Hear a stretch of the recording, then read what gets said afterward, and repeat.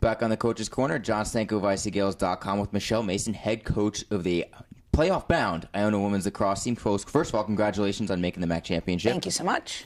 All right, so it's now your third time ever going to the MAC postseason. You guys didn't get the win on Wednesday, but you were able to get in, virtue of the Jaspers losing. Mm-hmm. How did you follow the Manhattan versus Fairfield game that was happening Wednesday night after your game took place? Sure. You know, it was a tough game against Monmouth. It was one of those games where it's like, oh boy, like, did we take steps backwards? Did we not? And it was just, you know, I think we felt the pressure a bit. So we had a really come to moment in our post game talk and said, all right, we got to learn, but we're getting on the bus and we're paying attention to what's going on with the Stags game. So I think everybody either had the Twitter stats going, the Twitter feed going, or the game going. So it was funny. All the freshmen had it on their laptops brought up and had hotspots going. So it was fun. Who wants to really cheer for the opponent? But at that moment, we were like, we need them to get this done for us. How nasty was the weather on Wednesday? Because we had a softball doubleheader here canceled at Iona, yeah. But you guys bore through it all and played through basically a huge rainstorm. Yeah, so it was nasty, it was foggy, and then by the end of the game, I was in a t-shirt because the sun came out. So like, it was, basically how the season's gone. Like, what? Horrible, and then all of a sudden, out of nowhere, we get a little sunshine. Well, thankfully, the Stags pulled out, and now you went to practice today at Fairfield on their turf. Got a good feel for their campus. So how's practice this morning? It was good. It was fun. They're focused. They get it. We had Coach Clues come and talk to the team yesterday just about, kind of shifting that mindset into playoffs, which, it's fun to get that message that we've been preaching all year from somebody else and somebody so well respected at Iona. But yeah, it was good. Vibe was good. Our focus is doing what we've been doing well all season and doing it the best we can.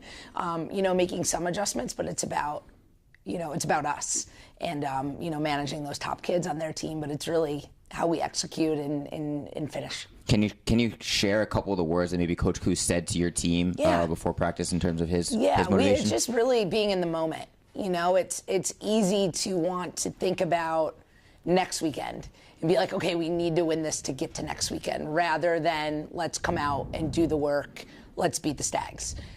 It's easy to want to add, other bits to that sentence. So that's been, I think that was really resounding, but also the idea of communication and how everybody can kind of pick up their game, whether you're on the field or not, to be continuing to get that message across, which I thought was great because we've got 31 girls, and then, 4 staff on the sidelines, and it's a lot of people. I'm like, if we all do a little bit more and give a little bit more, it's going to set us up for success. Yeah, what to say about your team? You guys below 500, but you have the third best goal margin in the entire conference this year. So what's that say about your team heading into the MAC championship? Yeah, I think it makes them really proud, and it gives us a lot of confidence. And we've talked about this previously, but we have great senior leadership back there.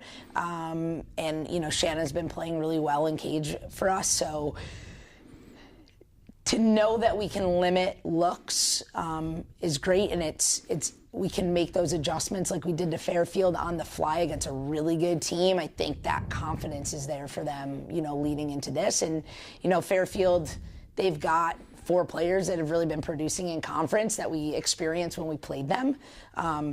So that's what we've been looking at.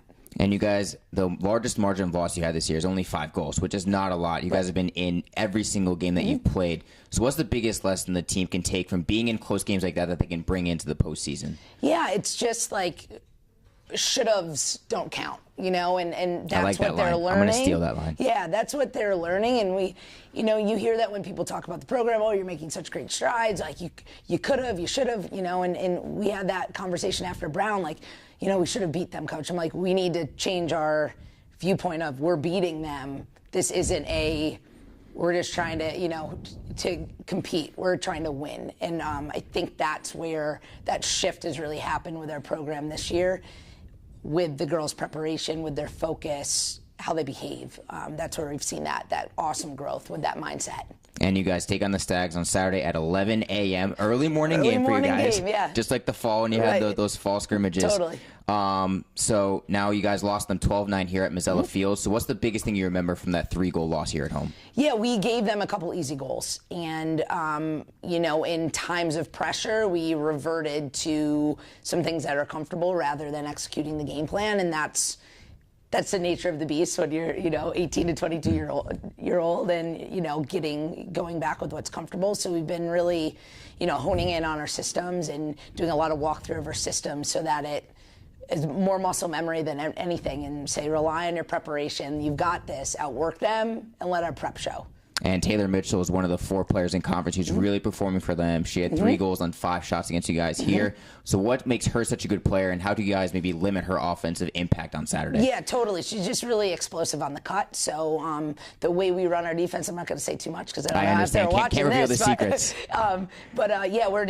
We learned this in Marist for sure, is how to better prioritize in the system that we run, and that's what we've worked on in our talk through and walk through yesterday, and then our practice today. So this is your 3rd trip to the postseason, your first since 2016. So what's the biggest lesson that you might bring into this postseason that maybe you learned from your last go around a couple years ago? Yeah, totally. And I've talked to a couple coaches. I talked to Coach Carey earlier today. It's, as a staff being ourselves and as a team being ourselves. And that's the reason we're here, is because we've all been, committed and passionate and excited.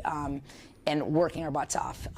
So now is not the time to change and add new things and let's say, we need to, change how we practice, change how we scout. It's what do we do well? Let's do it the best we possibly can and the best we've done all year tomorrow. And I think with the parity in the MAC and all those tight games, even though they didn't go the way we wanted, it's like we can do this and we will do this rather than, this is a daunting challenge ahead of it. We were tied with Fairfield the majority of our game. Well, Coach, stick to your winning routine. Yeah. And best luck on Saturday. Gael Nation will be watching. Thank you so much.